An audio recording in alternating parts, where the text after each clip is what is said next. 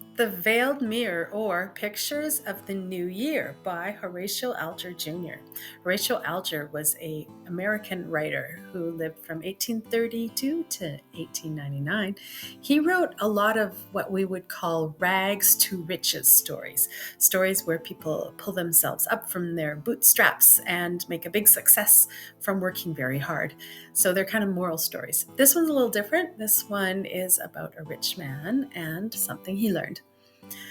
The old year was fast drawing to a close, but a few hours, and the advent of its successor would be hailed by merry shouts and joyful congratulations, mingled with the merry chime of bells ringing out a noisy welcome from church towers and steeples.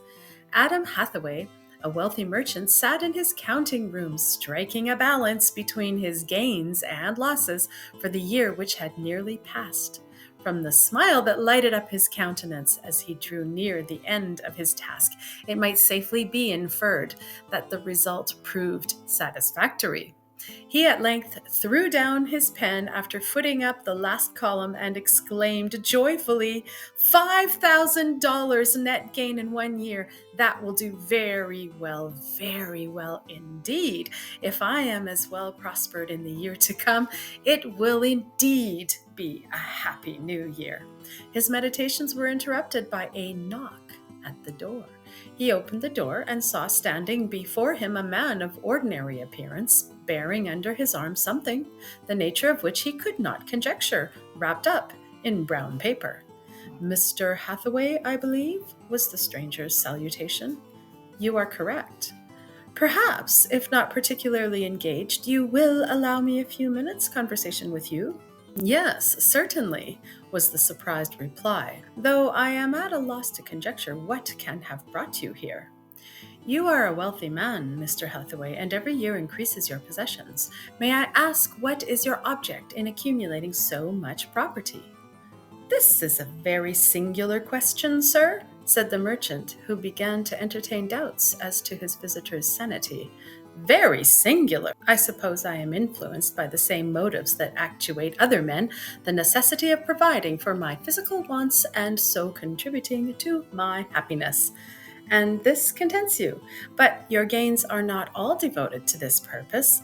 This last year, for example, the surplus has amounted to $5,000. "I know not where you have gained your information," said Mr. Hathaway in surprise. "However, you are right.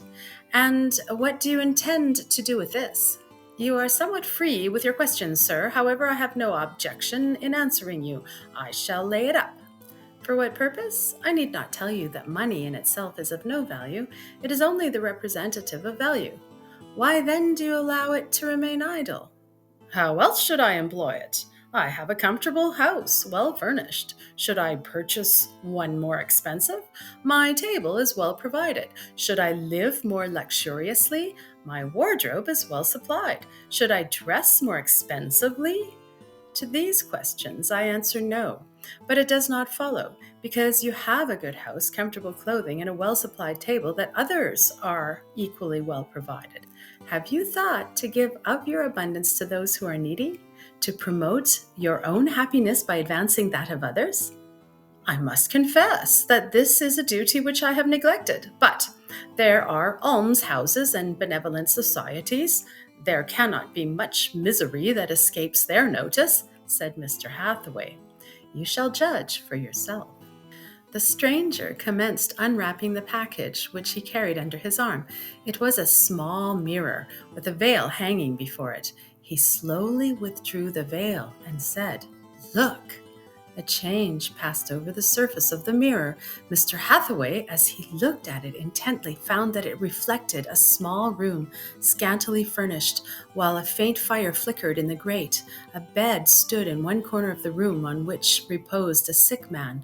By the side of it sat a woman with a thin shawl over her shoulder, busily plying her needle. An infant boy lay in a cradle not far off, which a little girl called Alice, whose wasted form and features spoke of want and privation, was rocking to sleep. "Would you hear what they are saying?" asked the stranger. The merchant nodded acquiescence. Immediately there came to his ear the confused noise of voices, from which he soon distinguished that of the sick man, who asked for some food. "We have none in the house," said his wife, "but I shall soon get this work finished, and then I shall be able to get some." The husband groaned.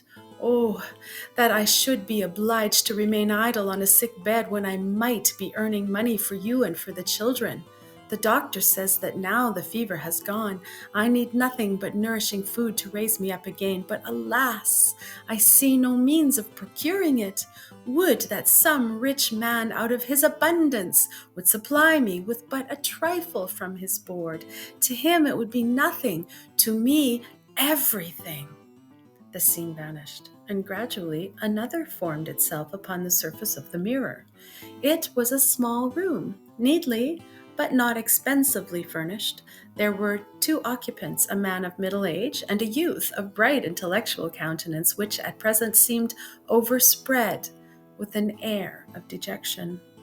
Mr. Hathaway, to his surprise, recognized the gentleman, Mark Audley, a fellow merchant and formerly intimate friend, who but a few months before had failed in business and, too honorable to defraud his creditors, had given up all his property. Since his failure, he had been reduced to accept a clerkship. "I am very sorry, Arthur," he said to his son, "very sorry that I could not carry out my intentions of entering you at college. I know your tastes have always led you to think of a professional career, but my sudden change of circumstances has placed it out of my power to gratify you. It is best for you to accept the situation which has been offered you and enter Mr. Bellamy's store. It is a fair situation and will suit you as well as any." "I believe you are right, sir," said Arthur, respectfully, "though it will be hard to resign the hopes that I had so long cherished. I met Henry Fulham today. He was in my class at school, and is to enter college next fall. I couldn't help envying him. How soon will Mr. Bellamy wish me to enter his store?" "Day after tomorrow, I believe, that is, with the beginning of the year, New Year's Day being considered a holiday." "Very well. You may tell him that I will come at that time." The scene vanished as before. A change passed over the surface of the mirror. Again the merchant looked, and to his surprise beheld the interior of his store. A faint light was burning, by the light of which a young man whom he recognized as Frank Durrell, one of his own clerks, was reading a letter, the contents of which seemed to agitate him powerfully. The scene was brought so near that he could, without difficulty, trace the lines written in a delicate female hand as follows: "My dear son, you are not probably expecting to hear from me at this time. Alas, that I should have such an occasion to write. At the time of your father's death, it was supposed that, by the sacrifice of everything, we had succeeded in liquidating his debts. Even this consolation is now denied us. I received a call from Mr. Perry this morning, who presented, for immediate payment, a note given by your father for $50. Immediate payment? How? With a salary barely sufficient to support us, can you meet such a charge? Can any way be devised? Mr. Perry threatens, if the money is not forthcoming, to seize our furniture. He is a hard man, and I have no hopes of appeasing him. I do not know that you can do anything to retard it, but I have thought it right to acquaint you with this new calamity. Your affectionate mother, Mary Durrell." The young man laid down the letter with an air of depression. "I scarcely know how to prepare for this new contingency," he said meditatively. "My salary is small, and it requires the strictest economy to meet my expenses. I might ask for an advance. Mr. Hathaway is particular on that point, and I should but court a refusal. But to have my mother's furniture taken from the house, the whole amount would hardly cover the debt. There is one resource, but alas, that I should ever think of resorting to it. I could take the money from the till and return it when I'm able. But shall I ever be able? It would be no more nor less than robbery. At all events, I will not do it tonight. Who knows, but something may turn up to help us." The young man blew out the lamp and left the store. The picture faded. "I will show you another picture somewhat different from the others. It will be the last," said the stranger. The next scene represented the interior of a baker's shop. The baker, a coarse-featured man with a hard, unprepossessing aspect, was waiting on a woman thinly clad in garments more suitable for June than December. She was purchasing 2 loaves of bread and a few crackers. There was another customer waiting his turn. It was a gentleman with a pleasant smile on his face. "Make haste," said the baker rudely to the woman who was searching for her money to pay for her purchases. "I can't stop all day, and here's a gentleman that you keep waiting." "Oh, never mind me, I am in no hurry," the gentleman said. "I am afraid," said the woman in an alarmed tone, "that I have lost my money. I had it here in my pocket, but it is gone." "Then you may return the bread. I don't sell for nothing." "Trust me for once, sir. I will pay you in a day or 2. Otherwise, my children must go without food tomorrow." "Can't help that. You shouldn't have been so careless." The woman was about turning away when the voice of the other customer arrested her steps. "How much money have you lost?" he inquired. "It was but a $half, was the reply, "but it was of consequence to me, as I can get no more for a day or 2, and how are we to live till then, heaven knows. Perhaps that will help you decide the question," and he took from his pocket a $5 bill and handed it to her. "Oh, sir," said she, her face lighting up with gratitude, "this is indeed generous and noble. The blessing of those you have befriended attend you." She remained to make a few purchases and then with a light heart departed. The last picture faded from the mirror, and the stranger, wrapping it up, simply said, "You have seen how much happiness a trifling sum can produce. Will you not, out of your abundance, make a similar experiment?"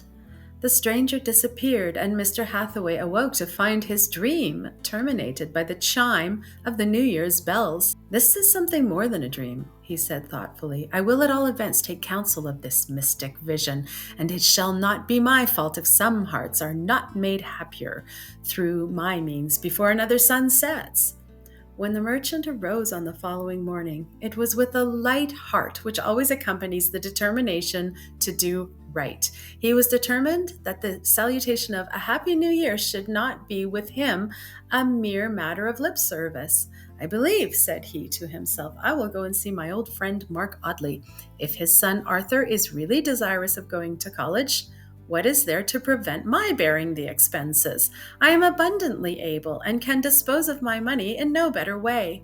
As he walked along with this praiseworthy determination in his heart, his attention was drawn towards a little girl who was gazing with eager, wistful eyes into the window of a neighboring shop, where were displayed in a tempting array some fine oranges. He thought, nay, he was quite sure, that in her he recognized the little girl who figured in the first scene unfolded the evening before by the mysterious mirror. By way of ascertaining, he addressed her in a pleasant tone. "Your name is Alice, is it not?" "Yes, sir," said she, looking up surprised and somewhat awed. "And your father is sick, is he not?" "Yes, sir, but he is almost well now." "I saw you were looking at the oranges in that window. Now, I will buy you a dozen if you will let me help you carry them home." The purchase was made, and the merchant walked along conversing with his little conductor, who soon lost her timidity. Arrived at the little girl's home, he found that he had not been deceived by his presentiments. It was the same room that he had seen pictured in the mirror. The sick man was tossing uneasily in his bed when Alice entered. "See, Papa," said she joyfully, "see what nice oranges I have for you, and here is the kind gentleman who gave them to me." The merchant, before he left the humble apartment, gave its occupants a timely donation and made New Year's Day a day of Thanksgiving. Mr. Hathaway soon found himself at the residence of his friend Audley, who gave him a warm welcome.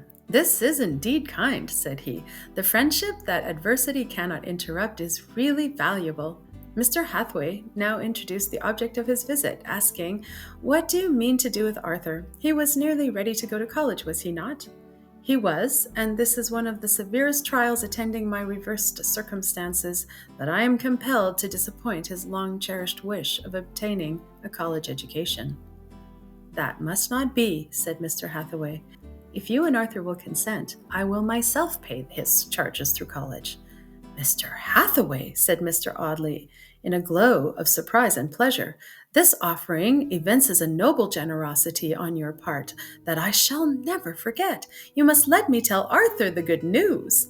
Mr. Audley summoned his son, and pointing to Mr. Hathaway said, "This gentleman has offered to send you to college at his own expense." The eyes of the youth lighted up, and he grasped the hand of his benefactor, saying simply, "Oh, if you but knew how happy you have made me!" "I do not deserve your thanks," was the smiling reply. "I have learned that to make others happy is the most direct way to secure my own happiness." Mr. Hathaway took his way to the store. Arrived there, he sought out Frank Durrell and requested him to step into his office as he wished to speak to him in private. "Your salary is $500 a year, I believe," said he. "Yes, sir," said Frank Durrell, somewhat surprised. "I have come to the conclusion that this is insufficient, and I shall therefore advance it $200, and, as part of it may not be unacceptable to you now, there are $100 that you may consider an advance." "Sir," said Frank Durrell, hardly believing his senses, "you cannot estimate the benefit I shall derive from this generosity. My mother, who depends upon me for support, was about to be deprived of her furniture by an extortionate creditor, but this timely gift, for I must consider it so, will remove this terrible necessity. I thank you, sir, from my heart." "You are quite welcome," said the merchant kindly. "In future, consider me your friend, and if you should at any time be in want of advice or assistance, do not scruple to confide in me." "At least," said the merchant thoughtfully, "I have done something to make a happy new year for others. The lesson conveyed in this dream of last night shall not be thrown away upon me. I will take care that many hearts shall have cause to bless the vision of the veiled mirror."